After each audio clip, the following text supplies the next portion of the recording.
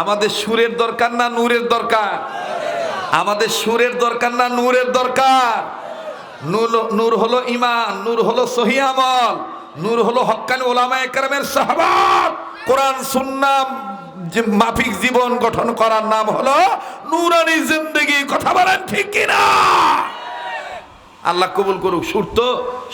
সুর দিয়ে যদি অলি হওয়া যাইতো তাহলে আমার দেশত মধুবতীর বেটি মমতাজের চাইতে বড় শিল্পী, বড় অলি আর কাহো হইতো না। ওই এখন বোঝেছে কত বড় অলি। মুই এখনো 150 টাকা পাও, আমার কাছে মুই এখনো 150 টাকা পাই। কয় টাকা রে?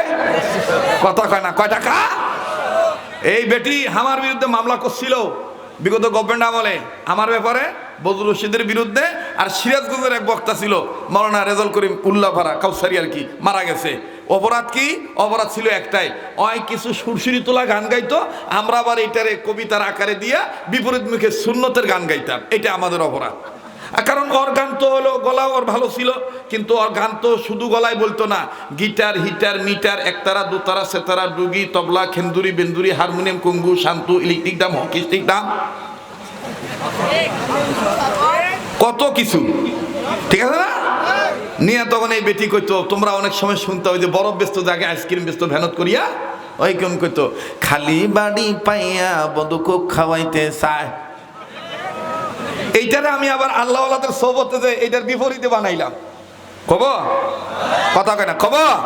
তাহলে সবার কওয়া লাগবে, দেখবো কারা কারা সুন্নতের পক্ষে। খালি মাথা পাইয়া হুজুর টুপি দিতে চায়। আরে কথা কয় না।